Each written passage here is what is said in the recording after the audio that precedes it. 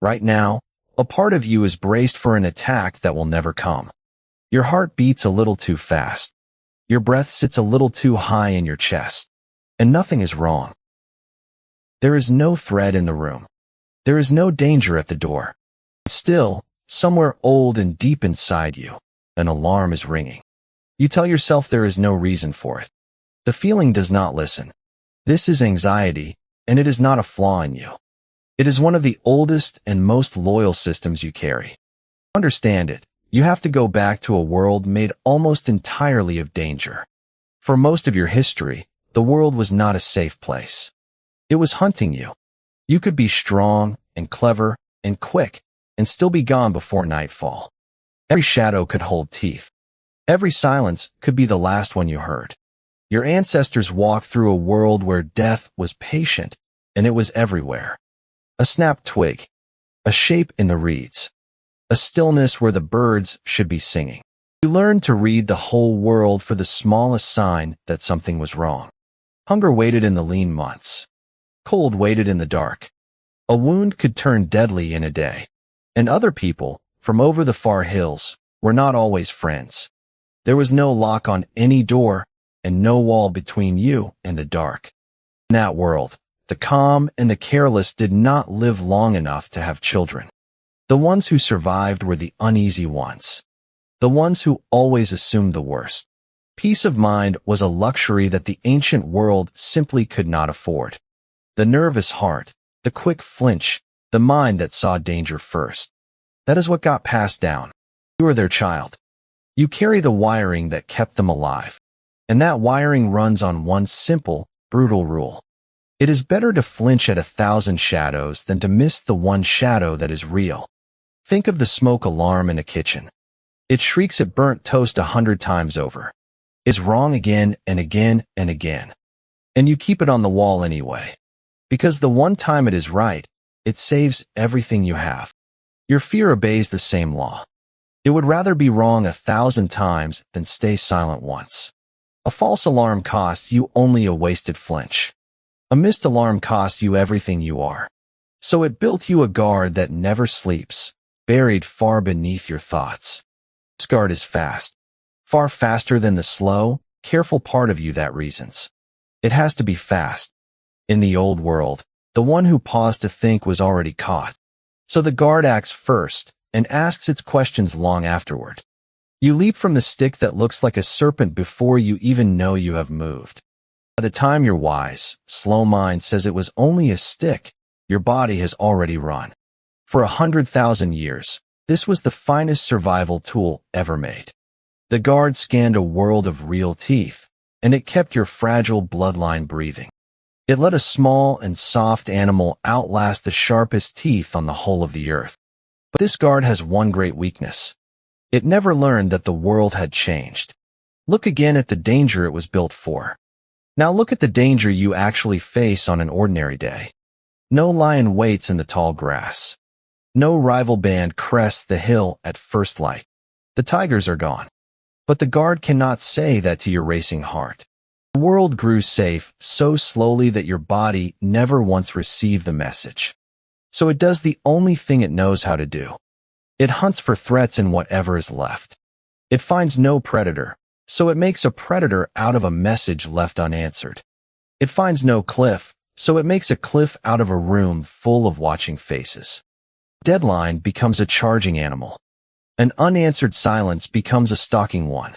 A glance from a stranger becomes the whole tribe deciding to cast you out. And you carry a small glowing pain that pours 100 distant disasters into your hands each day. Threats are made of paper and worry now. Your body still cannot tell the difference. Your standing, your savings, your name among others.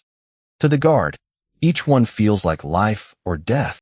It floods you with the same fire it once used to outrun a leopard. The heart pounds to drive legs that will not run. The breath quickens for a fight that will not come. This is the mismatch. A body built for the open savanna, sitting quietly at a desk, drowning in alarm. And the guard has one final trick, the strangest of them all. When it cannot find a danger out in the world, it builds one inside your mind. You rehearse the argument that has not happened. You diagnose the illness you do not have. You replay the small mistake from years ago until it burns as bright as today. In the quiet hours, the guard grows loudest of all, with no daylight left to prove it wrong. You picture the disaster, in perfect detail, that will almost certainly never arrive. For your ancestors, this was a gift. The one who pictured the flood moved to high ground first. Imagining the worst was how they survived it. Foresight was a kind of armor. But armor worn every hour of every day stops being protection. It becomes a cage. The same mind that once mapped real dangers now spins endless ones out of nothing at all. One worry summons the next, and the next, until a whole night is spent outrunning nothing. And every imagined threat rings the alarm just as loudly as a real one ever did.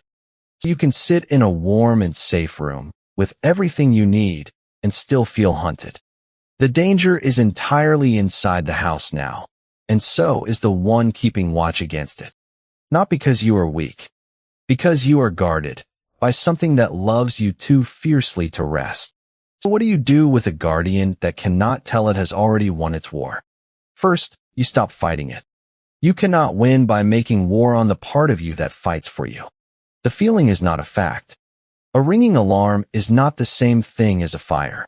When the fear rises, you can learn to answer it. Thank you, but I have looked, and there is no lion. The old brain does not trust your words. It trusts your body. So you speak to it in its own language. A long, slow breath tells the guard a simple truth.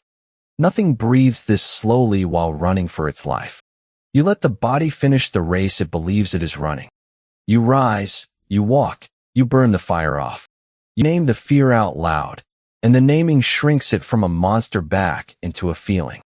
You let the alarm ring without obeying it, the way you let a smoke detector wail over toast.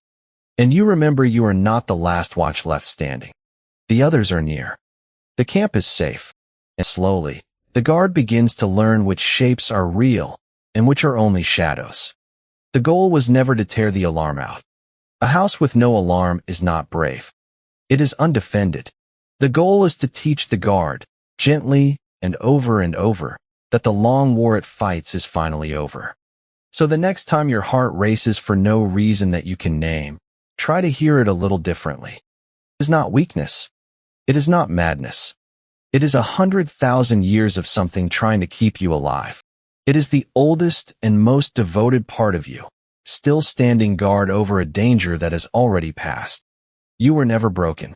You were only built to survive a world far crueler than the one you live in now. If your own fear feels a little different to you now, then the guard has done its work, and so have you. This channel studies the ancient animal you still are, one quiet instinct at a time. Subscribe, and I will see you over the next rise. And if you want to follow the science, the names are waiting for you below, in the quiet light of the page.